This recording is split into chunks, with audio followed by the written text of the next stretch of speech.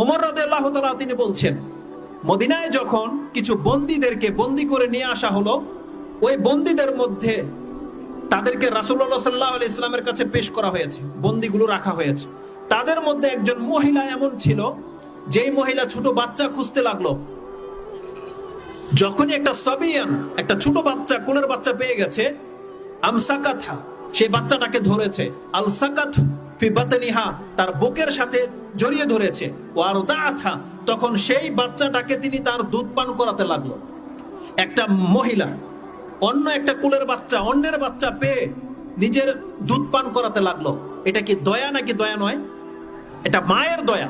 একটা মা যে নিজের বাচ্চা হারিয়েছে, এখন অন্যের একটা ছোট বাচ্চা দেখেছে বন্দির মধ্যে, সে এত দয়া তার, জড়িয়ে ধরে দুধ পান করাতে লাগলো। কত দয়া তার! এই দৃশ্যটা সাহাবীরও দেখেছে, রাসূল সাল্লাল্লাহু আলাইহি ওয়াসাল্লাম দেখেছে। রাসূল সাল্লাল্লাহু আলাইহি বলছেন, আতারাউনা হাযিহিল মারা, তোমরা লক্ষ্য করেছো এই মহিলাটার দিকে, যে মহিলা অন্যের বাচ্চাকে দুধ পান করাচ্ছে? মারা তারিহাতা ওয়ালাদাহা ফিন্নার, এই মহিলা কি নিজের বাচ্চাকে আগুনে ফেলতে পারে? বলেন, রাসূল সাল্লাল্লাহু আলাইহি ওয়াসাল্লামের শিক্ষা দেখেন, আর উনি যেটা বলেছে, যেভাবে জেনেছে। একজন মহিলা অন্যের বাচ্চাকে দুধ পান করায় দয়ায়, মায়ায়, সেই মা তার নিজের সন্তানকে কি জাহান্নামে বা আগুনে ফেলতে পারে?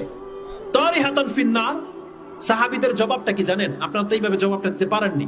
যদি আপনাদেরকে জিজ্ঞেস করে, একজন মহিলা যে অন্যের বাচ্চার প্রতি এতটা বেশি দয়াবান, সে তার নিজের বাচ্চাকে আগুনে ফেলতে পারে? সাহাবীরা বলছে, লা আল্লাহ, বলছে ওয়াল্লাহি, আল্লাহর কসম করে বলছি ইয়া রাসূলুল্লাহ, ওয়া ইন তাকদিরু আলা হাযা আল্লাহ তাতরাহা।